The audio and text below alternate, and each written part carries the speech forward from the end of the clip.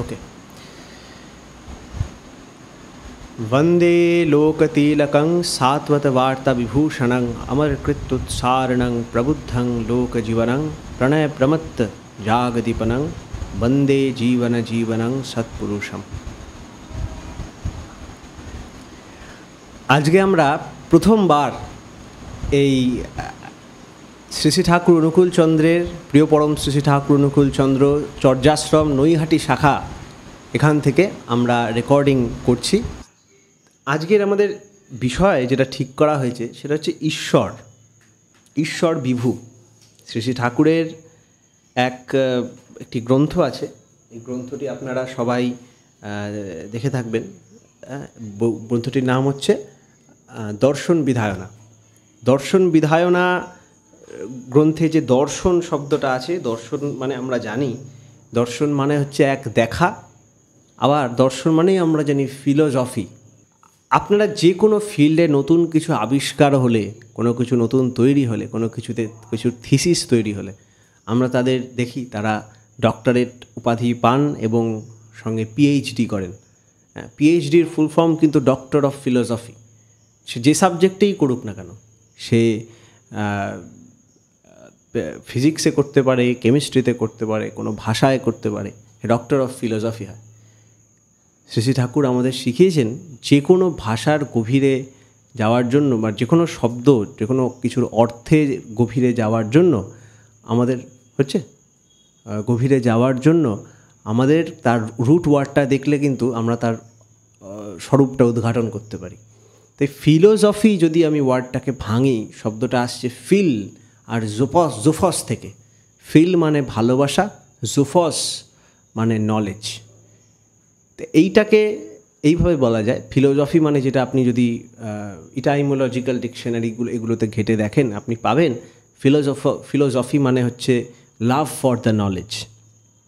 তবে আমি এটাকে এইভাবে দেখতে পছন্দ করি যে লাভ নলেজ, এইভাবে মাঝখানে হাইফেন দিয়ে ফিলোসফি, লাভ নলেজ। কারণ ভালোবাসার মধ্যে দিয়েই জ্ঞান আসে। যখন আমরা কোনো জিনিসকে ভালোবাসি, সেই জিনিসটাকে রপ্ত করতে চেষ্টা করি, অটোমেটিক সেই বিষয়ে আমাদের কিন্তু জ্ঞান আসতে থাকে। কারণ ভালোবাসলে করাটা শত হয়ে ওঠে। আপনি যদি দুনিয়ায় একবার চেয়ে দেখেন, যত কিছু ফোর্স, যত কিছু ড্রাইভ হচ্ছে, যা কিছু হচ্ছে, সব কিছুর পিছনে ড্রাইভিং ফোর্স কিন্তু এই ভালোবাসা। সব কিছু। এখন ভালোবাসার ডেফিনেশন হতে পারে আলাদা আলাদা, বা আপনাদের কাছে আমাদের সীমিত দর্শনে লাগতে পারে আলাদা আলাদা, কিন্তু ভালোবাসার যে এই যে আকর্ষণ বিকর্ষণ প্রসারণ, এর মধ্যেই যে গূঢ় তত্ত্বটা রয়েছে ওটাই কিন্তু ভালোবাসার তত্ত্ব। হ্যাঁ, সব কিছুর মধ্যে আপনি যদি দেখেন এই অ্যাট্রাকটিভ ফিচারটা আছে। গ্র্যাভিটিকে দেখেন, ইলেকট্রোম্যাগনেটিজমকে দেখেন, সব জায়গায় কিন্তু এই অ্যাট্রাকটিভ ফিচারটা আছে যে কোনো ফোর্সে। ইভেন গ্র্যাভিটির মধ্যে আপনি কোনো রিপালশন নাও দেখতে পারেন, যদিও বিজ্ঞান এর মধ্যেও শ্রী শ্রী ঠাকুর একসময় বলেছিলেন মেসেজ ভলিউম 8-এ যে গ্র্যাভিটির মধ্যেও একটা রিপালশন নেচার আছে। হ্যাঁ, ওনার মতো করে বলেছেন। তারপরে আরও অনেক জায়গায় বলা আছে তার গ্র্যাভিটির মধ্যেও রিপালশন। সেটা আগে আমি যখন পড়েছিলাম তখন ভাবতাম এ তো ঠিক না, এটা মানে আমি তখন তো বুঝতাম না যে ঠিক না, ঠাকুর এটা ঠিক বলেননি বা কিছু। আজকে যখন পরবর্তীকালে ডার্ক ম্যাটার, ডার্ক এনার্জির কথা জানতে পারছি, যখন জানতে পারছি আইনস্টাইনের জেনারেল থিওরি অফ রিলেটিভিটি যে পুরনো ভার্সন যেটা ছিল, গ্র্যাভিটেশনাল কনস্ট্যান্ট দিয়ে, এই কসমোলজিক্যাল কনস্ট্যান্ট দিয়ে যেটা ছিল, সেটা সোলার সিস্টেমের বাইরে ঠিকঠাক কাজ করে না, গ্যালাক্সির বাইরে ঠিকঠাক কাজ করে না। ওখানে একটা স্যাডেল এরকম আছে, থিওরি আছে যে ওটাকে পুশ করছে, এই যে দুটো গ্যালাক্সিকে দূরে দূরে ঠেলে দিচ্ছে, এক্সপ্যানশন অফ স্পেস হচ্ছে। তো এখানে দেখা যাচ্ছে গ্র্যাভিটিকেও আমরা ঠিক মতো বুঝিনি। গ্র্যাভিটির পিছনেও একটা রিপালশন ফোর্স থাকতে পারে, আছে। স্টাডি তো তাই বলছে, অবজারভেশন তাই বলছে। তেমনই এই যে সব কিছুর মধ্যেই ভালোবাসার একটা আমরা রূপ দেখতে পাচ্ছি, আর সেই ভালোবাসার তিনটে ধারা আমরা দেখতে পারি।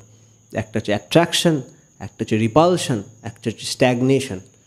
এই অ্যাট্রাকশন যে ফোর্স, এটা হচ্ছে আপনি বলতে পারেন শিব। এই যে স্ট্যাগনেশন বা স্থিতি, এটাকে আপনি বলতে পারেন বিষ্ণু। আর এই যে এক্সপ্যানশন বা রিপালশন, এটাকে বলতে পারেন ব্রহ্মা বা ব্রেন ধাতু থেকে এসছে বৃদ্ধি। এইভাবে প্রত্যেকটা নলেজের সাথে প্রত্যেকটা নলেজের একটা সার্থক সঙ্গতি আছে।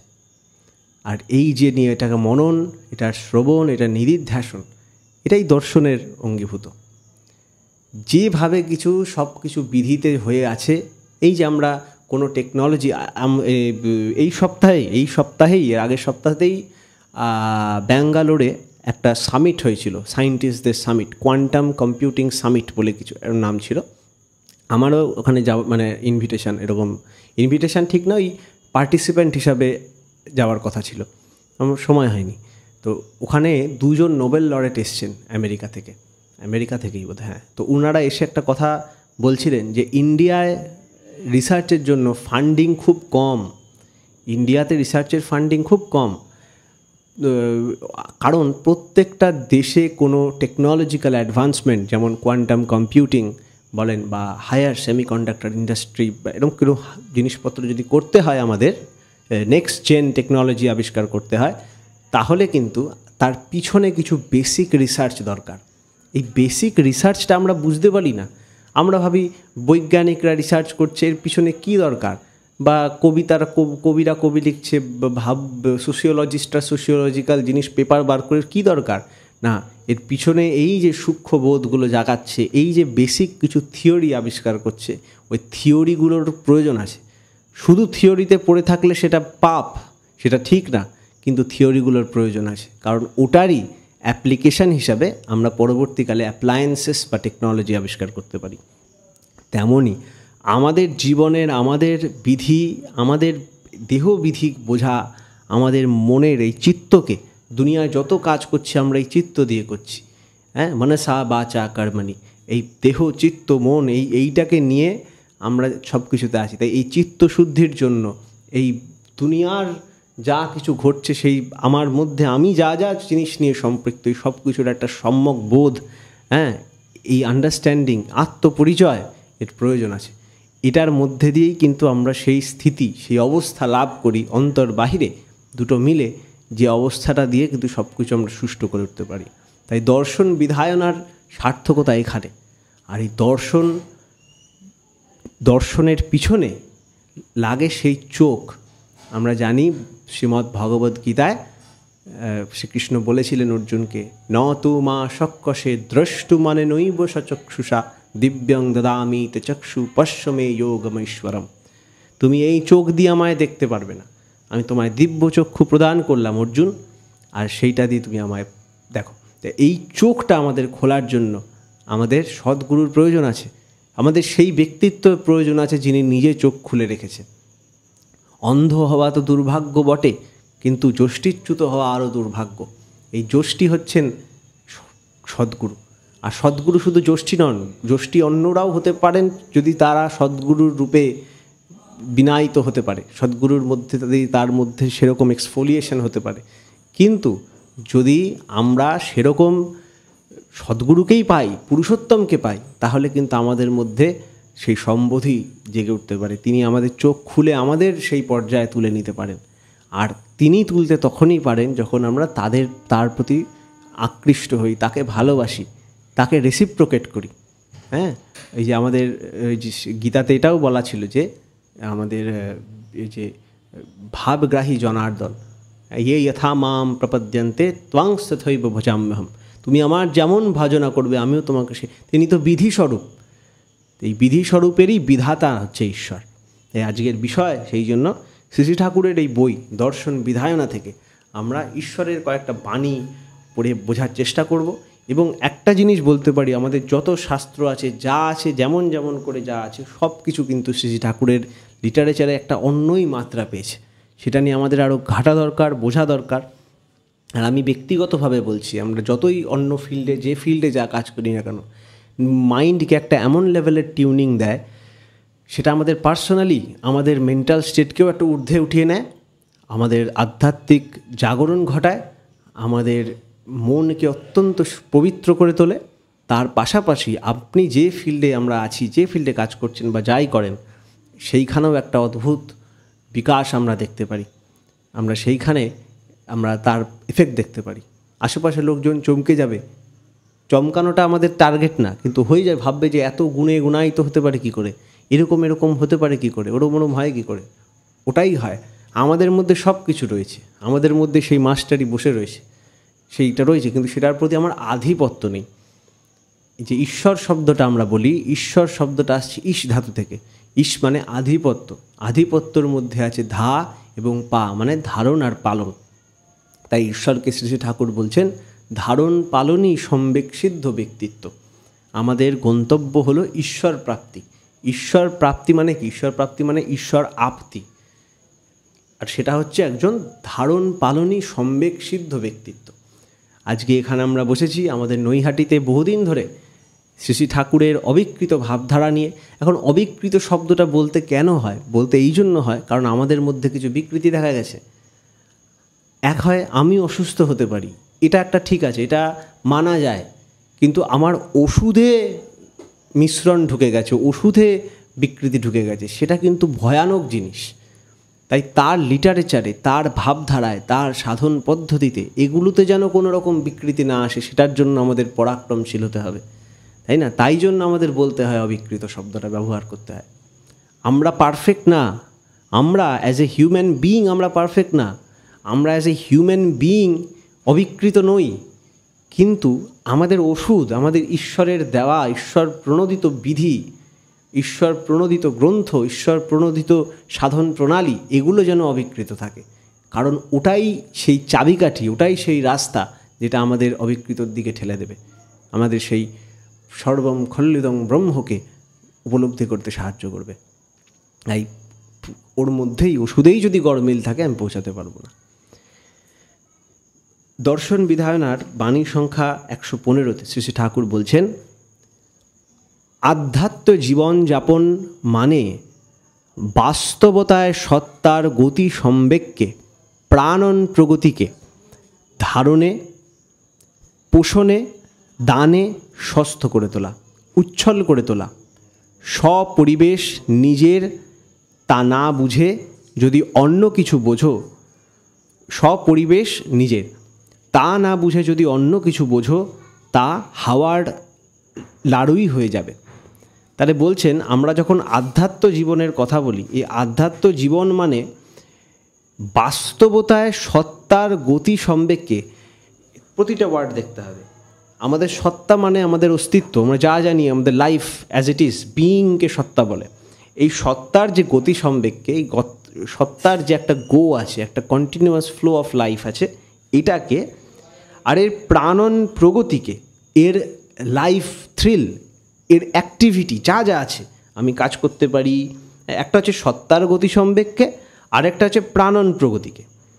সত্তার গতি সম্বেগ মানে এর মধ্যে আমার নিজস্ব লাইফ, মানে আমি সত্তার প্রগতিটা মধ্যে আমি যখন ঘুমিয়ে থাকি সেটাও পড়ছে, আমি যখন অ্যাক্টিভলি কাজ করি সেটাও পড়ছে। আর প্রাণন প্রগতিকে মানে আমার যে এনার্জি, আমার প্রত্যেকটা এনার্জি, প্রত্যেকটা থ্রিল, প্রত্যেকটা শ্বাস প্রশ্বাস, এটাকে ধারণে, পোষণে, দানে স্বস্থ করে তোলা, হেলদি করে তোলা। তার মানে কি আমরা হেলদি নই? আমরা জানি ওয়ার্ল্ড হেলথ অর্গানাইজেশনে কি বলেছে, যে শুধুমাত্র নিরোগ অবস্থাটাকে কিন্তু সুস্থতা, স্বাস্থ্য বলছে না, তাই না? নিরোগ অবস্থাটা শুধু স্বাস্থ্য না, নিরোগ অবস্থাটা আমার কতটা সহনপটু, আমি মেন্টালি, ফিজিক্যালি, সোশ্যালি এবেল নাকি, সোশ্যালি ওয়েলবিইং আছে নাকি, সেই টোটালটা মিলে কিন্তু আমার স্বাস্থ্য। তাই সব কটাকে স্বাস্থ্যত করে তোলার কথা বলছে। এইভাবে জীবন যাপন করাটাই আধ্যাত্মিক জীবনযাপন। এটা না করে শুধু শাস্ত্র পড়া কিন্তু হবে না। এগিয়ে আমাদের ছোট ছোট ভুল আছে। শাস্ত্র মানেই হচ্ছে শ্বাস ধাতু থেকে শাসন করা। আমি নিজেকে কি শাসনে রেখেছি? এই শাসনের মধ্যে থাকতে হবে। তাই এই জিনিসটা আর উচ্ছল করে তোলা নিজেকে এইভাবে, স্বপরিবেশ, পয়েন্ট টু বি নোটেড, স্বপরিবেশ নিজের। তাই আমি একা শুধু না, আমি সঙ্গে আমার পরিবেশ মিলে আমি এই কমপ্লিট এই প্রসেসটার মধ্যে আসি নাকি, এইটাকে হচ্ছে আধ্যাত্ম জীবনযাপন। তা না বুঝে যদি অন্য কিছু বোঝো, আধ্যাত্ম জীবন মানে যদি এই যেগুলো বলা হলো এইগুলো ছাড়া অন্য কিছুকে মিন করা হয়, তাহলে ওটাকে হাওয়ার নাড়ুই ভাবতে হবে, আর কিছু না।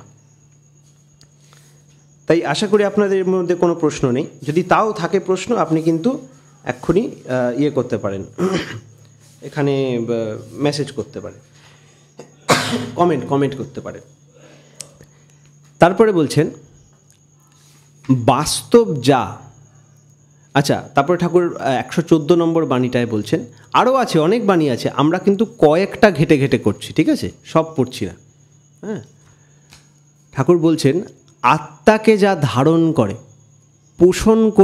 পোষণ করে বা দান করে, অর্থাৎ আত্মা যেমন করে বৈশিষ্ট্য বিধৃত হয়ে পরিপোষিত হয় এবং এক হতে অন্যে উৎসৃষ্ট হয়ে চলে লীলালাস্যে, সুকেন্দ্রিক প্রিণন পরিচর্যায়, তাত্ত্বিক চক্ষু নিয়ে সেটাকে জেনে তৎছান্দিক চলন নিরত হওয়াই হলো আধ্যাত্মিকতা। এটা ঠিক একটা ইংরেজি বাণী ঠাকুর বলেছেন যে spiritualism is the investigation and the invention of the hows and whys by which a matter extends to its acceleration of being and becoming. বলছেন আত্মাকে যা ধারণ করে, পোষণ করে বা দান করে। আত্মা বলতে এখানে কী বলেছেন, খুব সিম্পল যদি জানি, আত্মা মানে অথ ধাতু বা গতি। এই যেটা গতি সম্পন্নতা নিয়ে আমার একটা আমিত্ব, যাকে আমি বলে দেখ, যেই পুরো জিনিসটাকে ভিতর থেকে অবজার্ভ করছে, এই অবজারভার কিন্তু কোনো দিন গায়েব হয় না, এই অবজারভারের কোনো ডেথ নেই। এই যে সব কিছুর পিছনে যে আছে, পুরো সিনেমাটার পিছনে যে আছে, আমি অসুস্থ হতে পারি, আমি সুস্থ হতে পারি, আমার ভালো লাগতে পারে, আমার বাজে লাগতে পারে, আমার দেহ থাকতে পারে, দেহ না থাকতে পারে, কি থাকতে পারে, কি থাকতে না পারে, আমার মনে থাকতে পারে, আমি ভুলে যেতে পারি। কিন্তু এই পুরো নাট্যটা যে দেখছে, এই পুরো নাট্যটা যিনি উপভোগ করছেন ভিতর থেকে, যার সেই, আমি যখন একটা সিনেমা দেখি, সিনেমাটা আমার বাজে লাগতে পারে, সিনেমাটা আমার ভালো লাগতে পারে, কিন্তু দেখছি তো আমি। তেমন এই পুরো জিনিস, এই দেখাটা কিন্তু চলছে, সিনেমা শেষ হয়ে যেতে পারে। সিনেমা আজকেই যেমন আমরা মহাবতার নরসিংহ সিনেমাটা দেখলাম, অপূর্ব সিনেমা, আপনাদের সবার গিয়ে দেখা উচিত, খুব ভালো সিনেমা, খুব ভালো সিনেমা। তো ওই সিনেমাটা দেখলাম, সিনেমাটা শুরু হলো, ছিলাম, সিনেমাটা মধ্য অবস্থায় চলছিলাম, সিনেমাটা শেষ হয়ে গেল, আছি, আমি সাক্ষী এই জিনিসটা শেষ হয়ে যাওয়ার। তো এই যে সাক্ষী স্বরূপ হয়ে যে রয়েছে, কিন্তু নিরন্তর, এর কোনো থামা নেই, এর কোনো নেই, এর নিরন্তর চলছে। যে রবীন্দ্রনাথ ঠাকুর এটা নিয়ে বলেছেন, হে বিরাট নদী, অদৃশ্য নিঃশব্দ তব জল, অবিচ্ছিন্ন অবিরল চলে নিরবধি, স্পন্দনে শিহরে শীর্ণ তব রুদ্র কাহীন বেগে। এই যে বেগে চলছে, এই ঠাকুর এটাকে বলছেন আত্মা আসছে অথ ধাতু থেকে, মানে গতি সম্পন্নতা। হ্যাঁ, তাই এই আত্মা বলতে এতটা, আরও অনেক কিছু, একে ব্যাখ্যা করা যায় না। মান্ডুক্য উপনিষদের 7ম শ্লোকে বলা আছে যে নান্তঃ প্রজ্ঞম না বহিষ্প্রজ্ঞম নো ভয়ত প্রজ্ঞম না প্রজ্ঞান ঘনম না প্রজ্ঞম অব্যবহারম অলক্ষণম অচিন্ত্যম অব্যপবেশ্যম অচিন্ত্য প্রত্যাসারম শান্তম শিবম অদ্বৈতম স আত্মা স বিজ্ঞেয়। যত আপনার অ্যাডজেক্টিভ আছে, যা আছে, সব কিছু না না না, এটা না, এটা না, এর পিছনে করতে করতে যেখানে গিয়ে আপনি ঠেকেন, এই আত্মা। ঠাকুরের বাণী, ঠাকুর আমরা যখন যদি আরও সামনের দিকে এগোয় বাণীগুলোর, ওখানে দেখবো ঠাকুর আরও পরিষ্কার করে একদম স্বচ্ছ করে দিয়েছে। আর এটা মনন করলে শুধুমাত্র একটা তাত্ত্বিক একটা জাস্ট লাস্য তৈরি হয় তা না, এর মধ্যে দিয়ে একটা অন্তরের বিনয়না সৃষ্টি হয়, অন্তরের একটা অ্যাডজাস্টমেন্ট তৈরি, যেন সেলগুলো একটাকে অ্যাডজাস্ট করতে যায়। আপনাকে যখন আপনি যদি ব্যায়াম করেন, কিছু করেন, তখন আপনাকে বলা হয় এই একটা ভারী জিনিস তোলো আর নামাও, তোলো আর নামাও, তোলো আর নামাও। আপনি টার্গেট রাখছেন, আপনি জানেন না আপনার মাসেল কীভাবে কন্ট্রোল করতে হয় পারফেক্টলি, আপনি ওই জিনিসটাকে জাস্ট তোলার চেষ্টা করেন, রাখেন, তো আপনি ফোকাস ওটায় থাকে, ওইটাকে তোলা নামানো করতে গিয়ে এইখানে বডি ডেভেলপ হয়ে যাচ্ছে। তেমন আমরা যখন এই অ্যাক্টিভিটিটা করতে যাই, এই যে বলে মেন্টাল অ্যাক্টিভিটি, ম্যাথামেটিক্সে বলে না অ্যাক্টিভিটি, দেখবেন যখন হোমওয়ার্ক দেয়, এই হোমওয়ার্কে বলে অ্যাক্টিভিটি নাম্বার 1, অ্যাক্টিভিটি নাম্বার 2। তেমন আমরা যখন এই অ্যাক্টিভিটিগুলো আমাদের দেওয়া হয়, এই অ্যাক্টিভিটির সঙ্গে আমরা কিন্তু এগুলো দেখতে পারি যে অ্যাক্টিভিটি তো হয়, অ্যাক্টিভিটিতে শুধু একটা অঙ্ক করা ওটা অ্যান্সার না, ওটা আমাদের টার্গেট না, ওটা আনসার বার করা, বরং ওই অঙ্কর আনসারটা বের করতে করতে আমার মধ্যে যে বিনয়না তৈরি হলো, আমার মধ্যে যে ইন্টারসেলুলার বা মেন্টাল পাথওয়ে, যা নিউরাল পাথওয়ে ক্রিয়েট হলো, আমি যে সলিউশনওয়ালাটা এবল হয়ে উঠলাম, এই এবল হওয়ার অ্যাবিলিটিটা অর্জন করাটাই হচ্ছে ওর পিছনের কারণটা। তেমন আমরা এই দর্শন বিধায়না বা এই ধরনের জিনিসগুলো যত এক্সপ্লোর করি, তত আমাদের একটা ইন্টারসেলুলার বা একটা মেমোরির যে নিউরাল প্লাস্টিসিটি ততভাবে সেভাবে এক্সপ্লোরড হয়, আর ভিতরে একটা অদ্ভুত শক্তি, বোধ, বুদ্ধি, জ্ঞান এগুলো আমাদের মধ্যে ফুটে ওঠে। তাই ওটাও কিন্তু এটা ইম্পর্টেন্ট। তাই আত্মাকে যেমন করে বৈশিষ্ট্য বিধৃত হয়ে পরিপোষিত হয়, যেটা ধারণ করে, আত্মাকে যা ধারণ করে, পোষণ করে বা দান করে, কিছু দিয়ে, কোনোভাবে ধারণ করে, কোনোভাবে পোষণ করে, যেমন করে বৈশিষ্ট্য বৃদ্ধিত হয়ে পরিপোষিত হয় এবং এক হতে অন্যতে উৎসৃষ্ট হয়ে চলে লীলালাস্যে। লীলালাস্যে মানে আলিঙ্গন গ্রহণে, একজন আরেকজনের সাথে আস্তে আস্তে ইন্টারাকশন করে ছড়িয়ে দেওয়া, উপভোগ করা, খারাপ লাগা, ভালো লাগা, সব কিছু নিয়ে চলতে চলতে ক্রমে এই একটা সুকেন্দ্রিক প্রিণন পরিচর্যায় আস্তে আস্তে সেই ওই নিজেকেই জানার চেষ্টা করছে, নিজেরই প্রিণন পরিচর্যা করে নিজেকে উপভোগ করতে চাইছে, অথচ পারছে না। এই যে একটা ব্যাপার, এই করতে করতে সে কিন্তু নিজেতে সুকেন্দ্রিক হতে চায়, কিন্তু নিজেতে তো নিজে সুকেন্দ্রিক হওয়া যায় না। আমার চোখ যেটা দিয়ে দেখি সব দেখতে পারে, খালি নিজেকে ছাড়া। চোখ দিয়ে সব দেখা যায়, কিন্তু চোখ দিয়ে নিজেকে দেখা যায় না। আপনি যদি বলেন আয়না রেখে চোখের রিফ্লেকশন দেখতে পাচ্ছে, চোখকে দেখতে পাচ্ছে না।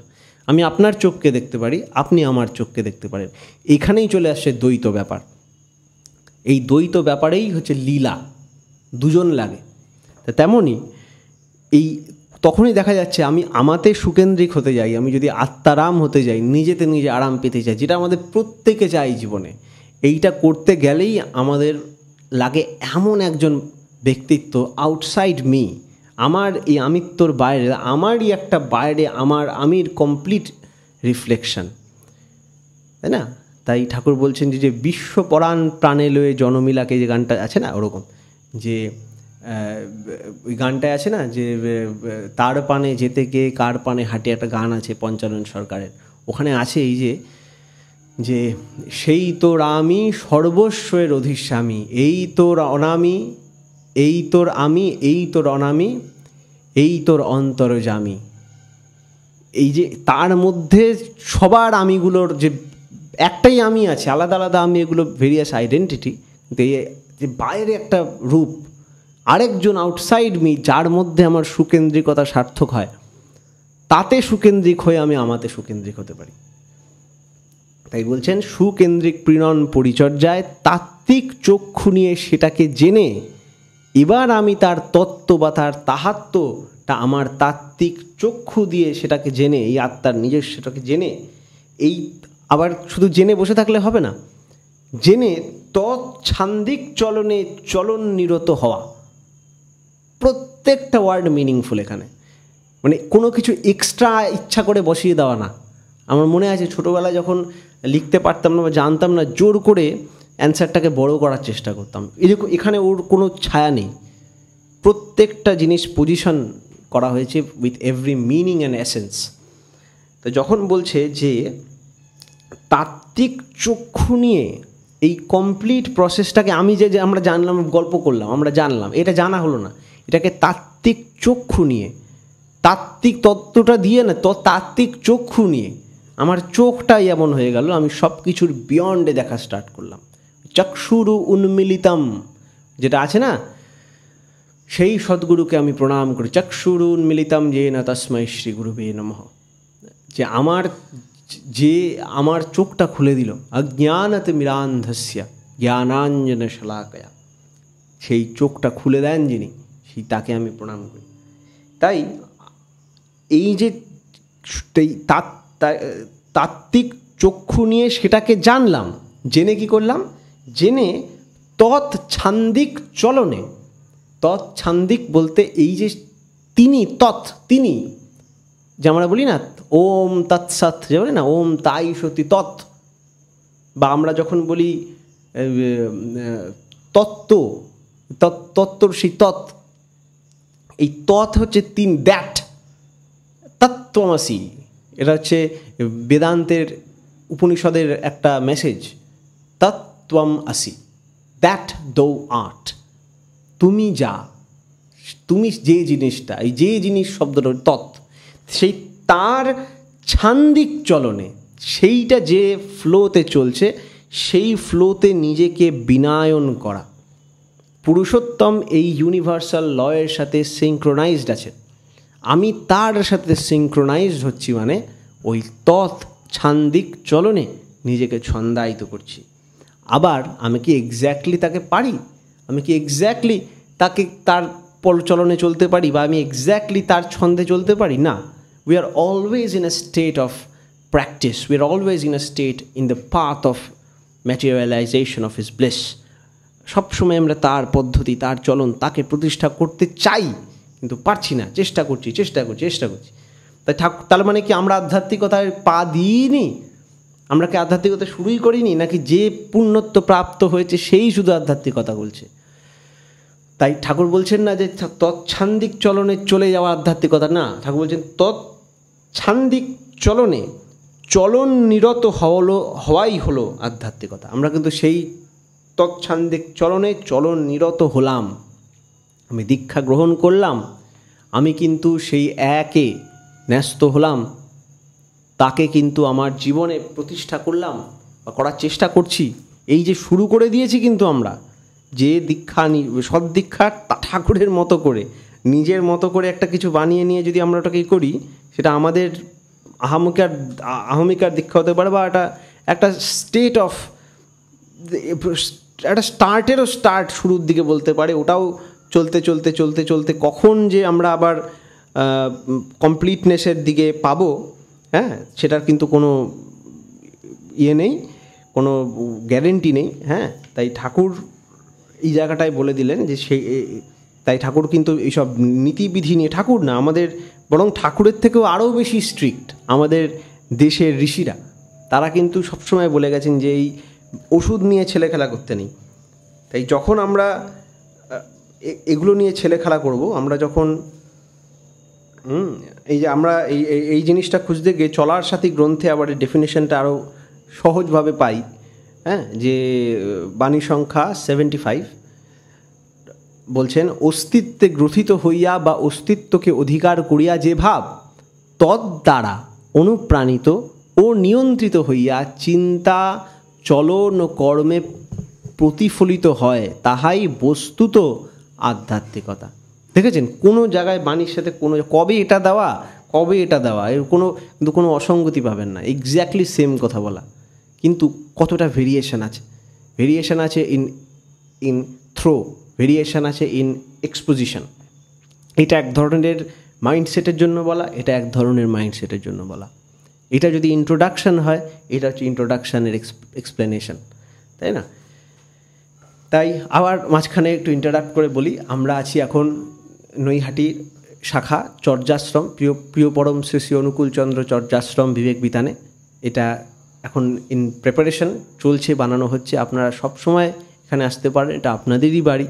যে শ্রী ঠাকুরকে ভালোবাসেন, যে তাকে জানতে চান, বা যে নিজের অস্তিত্বকে ভালোবাসেন, শ্রী ঠাকুর সৎসঙ্গের ডেফিনেশন দিয়েছেন। সৎসঙ্গীকে, সৎসঙ্গ is the company of lovers of existence. যে নিজের সত্তাকে, অস্তিত্বকে ভালোবাসে, তাকেই বলা হয়, সেই একটা সত্তা আছে তার। আর সেই কোম্পানি, তাদের যে কোম্পানি, সে সৎসঙ্গে, এই যে কোম্পানি, যে সঙ্গের মধ্যে এই অস্তিত্ববাহী চলনকে ইম্পার্ট করা হয়, এই সত্তা প্রেমীদের যে সঙ্গ, এটাকে সৎসঙ্গ বলা হয়, তাই না? তাই এটা সবার জায়গা। শ্রী ঠাকুর বলেন সবাই সৎসঙ্গী, কেউ দীক্ষিত কেউ অদীক্ষিত, দ্যাটস অল, তাই না? তাই আমরা সবাই সৎসঙ্গী। আর এখানে সবাই আপনি আসতে পারেন, এসে আমরা একসাথে কাজ করতে পারি। আর আমরা শুধু এইসব বইটই নিয়ে এইসব কাজই হচ্ছে তা না, এখানে বই বানানো হয়, আমরা ওয়েবসাইট বানানো চাই, আমরা ক্যারিয়ার কাউন্সেলিং করছি, আমরা রিসার্চ করছি, কত থিওরিটিক্যাল এক্সপেরিমেন্টাল কাজ হচ্ছে, আমরা গ্রাফিক্যাল কাজ করছি, আমরা আশেপাশের লোকালিটি যেগুলো আছে, যারা মানুষজন আছে, তাদের কিছু সার্ভিস যার যেরকম প্রয়োজন। আজকেই একজন দাদা এসেছিলেন, কালকে আরেকজন এসেছিলেন, আজকে আবার এখন বৃষ্টিতে বলে এখন একটু আছে, তাই এরকম চলছে কাজ একটা টুকটাক। হ্যাঁ, আমাদের যেহেতু অনলাইন, ওটা তো দেখা যায়, সব তো কাজের তো অ্যাডভার্টাইজমেন্ট করা যায় না, তো এরকমভাবে কাজ চলছে। কিন্তু মূলত আমরা সার্ভিস যদি আমরা দিতে চাই, আমাদের সার্ভিসটা সম্মুখ হতে হবে। আমরা শুধু কাউকে ফিজিক্যাল সার্ভিস দিলাম আর তার প্রবলেমের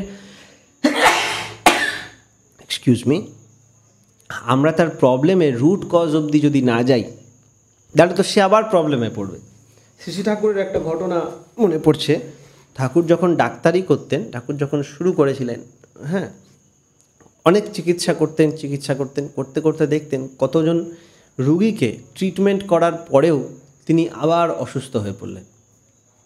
হ্যাঁ, তা আবার যখন ট্রিটমেন্ট করলেন আবার অসুস্থ হয়ে ঠাকুর দেখতেন যে আরে আমি তো যে ট্রিটমেন্ট করছি ওর মধ্যে কোনো গলতি নেই, তারপরেও বারবার অসুস্থ হয়ে পড়ে, ব্যাপারটা কি? তখন দেখছে যেটা খেয়ে ওর রোগ হচ্ছে বা যে আচরণ করে ওর রোগ হচ্ছে, সে আচরণটাও ছাড়তে পারেনি। ও আচরণেও গড়বড় আছে বা সে মেন্টাল স্টেটে গড়বড় আছে, কিন্তু ফিজিক্যালিও সুস্থ হয়ে গেছে। তাই আবার মেন্টাল, আবার ওকে মাইন্ড ওখানে ড্রাইভ করে আনছে। তখন দেখছে ফিজিক্যালটা তো দরকারই দরকার, এর সঙ্গে সঙ্গে যদি মেন্টালটারও ট্রিটমেন্ট না করা হয় তাহলে কিন্তু বিপদ।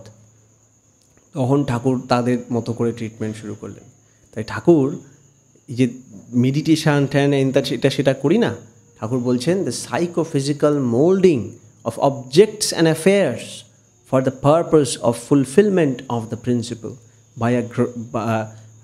by shortening of the reaction time is the fundament of concentration and meditation. Psychophysical moulding, আমরা যা যা অবজেক্টের, যা যা অ্যাফেয়ার্সের, অ্যাফেয়ার মানে ঘটনা যা ঘটছে লাইফের সাথে, এই অ্যাফেয়ার্সের আর যা যা অবজেক্ট আছে সব নিয়ে, এই যে বাণীটা ছিল ধ্যানের বিভব, ওই বাণীটা যে বস্তু বা বিষয়ের বাক্যে বা কায়মনে বস্তু কিংবা বিষয়ের কি নিয়ন্ত্রণ সারমর্ম ধ্যানের, এরকম একটা বাণী আছে ঠাকুরের, এক্স্যাক্টলি মনে পড়ছে না। বাক্যে আর কায়মনে বস্তু কিংবা বিষয়ের ইষ্টচ্ছল নিয়ন্ত্রণই সারমর্ম ধ্যানের, ওই বাণীটারই বাংলা। যে বস্তু বিষয় যা জানি আছি সব কটার একটা ইষ্টচ্ছল নিয়ন্ত্রণ, মানে মঙ্গলেচ্ছ নিয়ন্ত্রণ। কিন্তু মঙ্গলেচ্ছ নিয়ন্ত্রণ বহুত হার্ড, বুঝতে পারি না মঙ্গল সব কিছুর, তাই না? কিসে কার ভালো তো বুঝি না। ভালো বোঝার স্ট্যান্ডার্ড হচ্ছেন ইষ্ট, ইষ্টচ্ছল হচ্ছে নাকি তার জন্য ইষ্টকে জানতে হয়। ইষ্টকে কি করে জানবো? ইষ্টকে জানতে পারবো সৎসঙ্গে। সৎসঙ্গ মানে অর্গানাইজেশন না, সৎসঙ্গ মানে ঠাকুর বলছেন সৎসঙ্গ তাকেই বলে নিষ্ঠা যাতে উতল চলে, আনুগত্য কৃতি বাড়ে এমন্তরই শিষ্টতালে। যে সঙ্গের ব্যতিক্রমণে অসৎসঙ্গ জানিস তাই, সত্তাকে তা করে না স্ফুরণ অশিষ্ট যাতাতেই ধায়। তাই যেখানে এক নিষ্ঠা আমার মধ্যে জাগাবে, যে নিজে চলৎশীল, যে নিজে সৎ, যে নিজে ঠাকুরকে এস্টাবলিশ করার জন্য লাইফ ঢেলে দিচ্ছে, যে নিজে ইন্টেগ্রাল, ওই যে ঠাকুর যেরকম বলছেন তৎছান্দিক চলনে যিনি নিরত সমস্ত এফোর্ট দিচ্ছে এবং একনিষ্ঠা ঠাকুরের প্রিন্সিপালের সাথে কোনো রকম আপোষ রফা করছে না, এরকম পার্সোনালিটির সঙ্গে গিয়ে জেঠিমা ওর কথা চল তা যে কোনো এরকম ধরনের ব্যক্তিত্বর কাছে গিয়ে আমাদের করতে হবে, তাতে যাই বাধা আসে আসুক। না আমরা আজকে দেখতে পাচ্ছি যে তোমার আজকে নরসিংহ অবতার, মহাবতার নরসিংহ যে মুভিটা দেখলাম, ওই সিনেমাটায় দেখালো যে সঙ্গে পড়ে কী প্রবলেম হয়।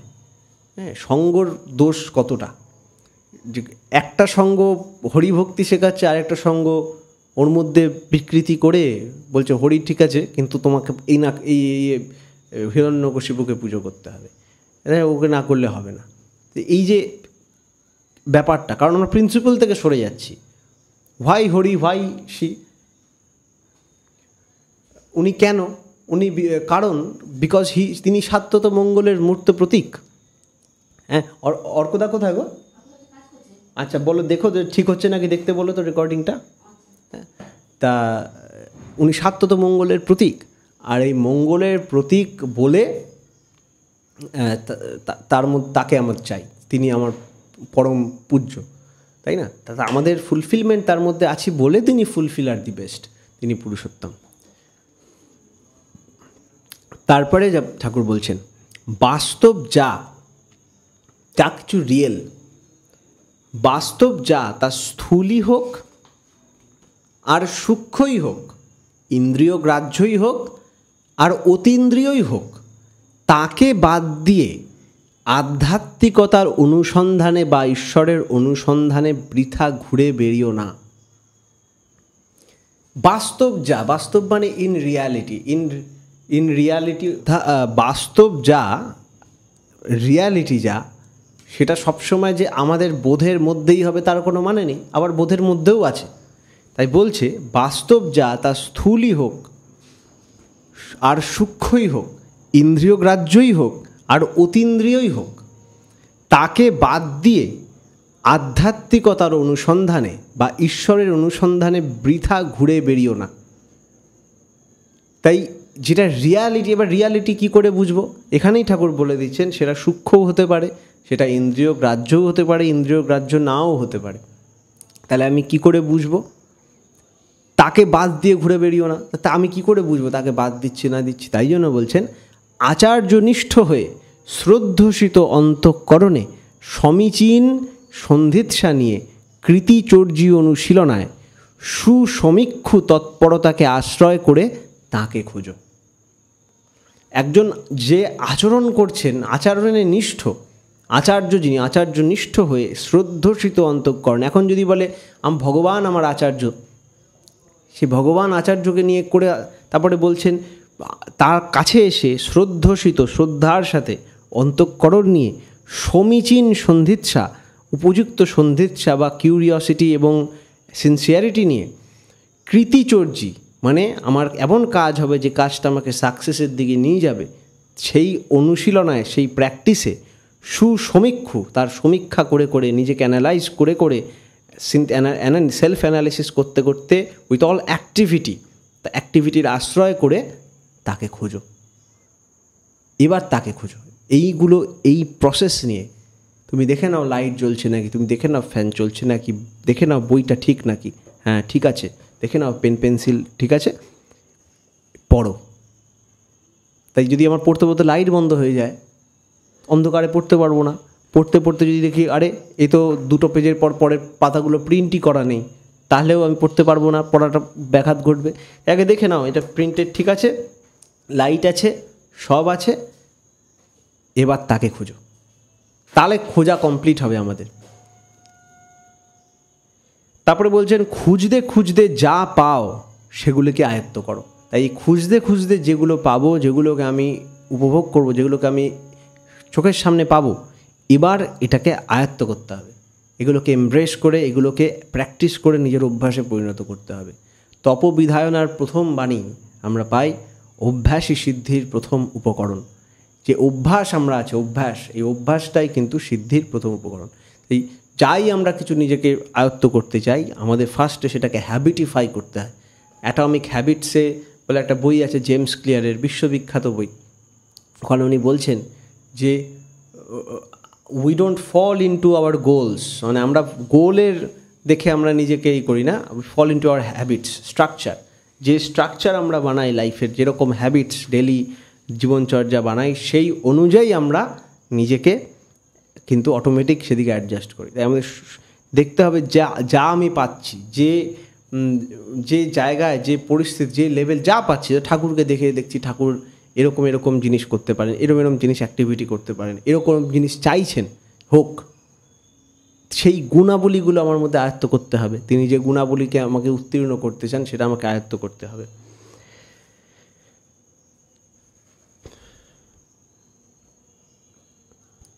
তোমার সাত্যত সংবেদনীয় যা কিছুকে সঙ্গতিশীল নিয়ন্ত্রণে বিনায়িত করে, আমার এক্সিস্টেন্সিয়াল যা কিছু সেটা সঙ্গতিশীল নিয়ন্ত্রণ করতে হবে।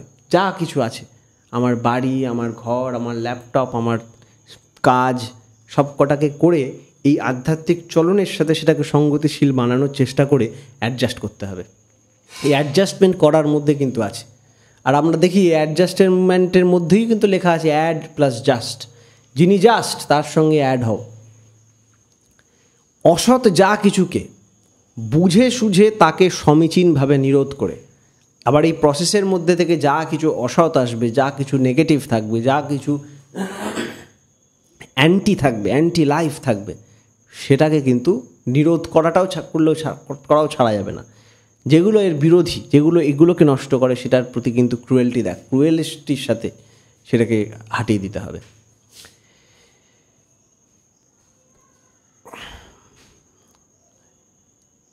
শুভ যদি পাও কিছু, তাকে উপযুক্তভাবে সুবিধায়নায় ব্যবস্থা করে প্রকৃষ্টভাবে চলতে থাকো। বিজ্ঞানের অর্থান্বিত সঙ্গতিশীল প্রাজ্ঞ বোধনায়, এইভাবে প্রকৃষ্টভাবে কমপ্লিট ওয়েতে আমরা চলতে থাকব। বিজ্ঞান বা বিশেষ জ্ঞানকে অর্থান্বিত সঙ্গতিশীল প্রাজ্ঞ বোধনায়, এই প্রজ্ঞা, এই নলেজ, এটাকে বোধ করব। এই যে অনুশীলন যেটা ছিল, এটাই আধ্যাত্মিকতা বা ঈশ্বর লাভের প্রকৃত পথ। এটাই হচ্ছে স্পিরিচুয়ালিটি বা ওয়ে টু অ্যাটেইনমেন্ট অফ গড। এই পুরো জিনিসটা আমরা নিজের লাইফে আয়ত্ত করতে চেষ্টা করব। এইটাই spirituality with a little bit of depth. আমরা আজকে একটু ডেপথের সাথে একটু ঘাটার চেষ্টা করলাম। তাই আরেকবার বাণীটা জাস্ট একবার পাঠ করি। বাস্তব যা, তা স্থূলই হোক আর সূক্ষ্মই হোক, ইন্দ্রিয় গ্রাহ্যই হোক আর অতীন্দ্রিয়ই হোক, তাকে বাদ দিয়ে আধ্যাত্মিকতার অনুসন্ধানে বা ঈশ্বরের অনুসন্ধানে বৃথা ঘুরে বেরিও না। আচার্যনিষ্ঠ হয়ে শ্রদ্ধসিত অন্তঃকরণে সমীচীন সন্ধিৎসা নিয়ে কৃতিচর্য অনুশীলনায় সুসমীক্ষু তৎপরতাকে আশ্রয় করে তাকে খোঁজো। খুঁজতে খুঁজতে যা পাও সেগুলিকে আয়ত্ত করো। তোমার সাত্ত্বত সংবেদনীয় যা কিছুকে সঙ্গতিশীল নিয়ন্ত্রণে বিনায়িত করে, অসৎ যা কিছুকে বুঝে সুঝে তাকে সমীচীনভাবে নিরোধ করে, শুভ যদি পাও কিছু, তাকে উপযুক্তভাবে সুবিধায়নায় ব্যবস্থা করে প্রকৃষ্টভাবে চলতে থাকো। বিজ্ঞানের অর্থান্বিত সঙ্গতিশীল প্রাজ্ঞ বোধনায়, এই অনুশীলন আধ্যাত্মিকতা, আত্মিকতা বা ঈশ্বর লাভের প্রকৃত পথ। বাণী সংখ্যা 116। যাই হোক, কিছুটা আজকে আমরা পড়ে শেষ করলাম। একটু শেষ নেই, চলতেই থাকবে। যদি আপনাদের এটা ভালো লেগে থাকে, আপনারা কমেন্ট করবেন, বহু মানুষকে এটা শেয়ার করে দেবেন। আজকের অনুধ্যানের বা আজকে আমাদের পাঠ আলোচনার এতটাই। আপনাদের যদি কোনো প্রশ্ন থাকে বা কিছু থাকে, আপনারা কমেন্ট করে জানাতে পারেন। আপনারা ভালো থাকবেন, সকলকে ভালো রাখবেন এবং আমরা সবাই মিলে যাতে একসাথে এই আত্মিকতা এবং আধ্যাত্মিকতা বা ঈশ্বর লাভের পথে অগ্রসর হতে পারি এবং প্রাজ্ঞ হয়ে সেই বিজ্ঞানকে লাভ করতে পারি। কিন্তু যেন আমরা না ভুলি, ঠাকুর বলেছেন প্রণয় পরম বেদ আর আচার্য নিষ্ঠা। সেই ঈশ্বরকে পাওয়ার কিন্তু আমাকে সেই আচার্য পরম পুরুষকে ধরে নিজেকে অ্যাডজাস্ট করে তার সঙ্গওয়ালা মানুষকে খুঁজতে হবে, তার মাধ্যমে তার পরিচয় পেতে হবে, পেয়ে তাকে ধরতে হবে, তাকে ধরে সেই খোঁজ চালাতে হবে। তাহলে গিয়ে এটা আমাদের সার্থক হবে, আমরা হয়ে উঠব এবং সবাইকে মিলে পরিবেশ একটা সাত্ত্বিক চলনে, লীলায়িত ছন্দে, পরম আনন্দে আমরা বিরাজ করতে পারব। বন্দে পুরুষোত্তমম।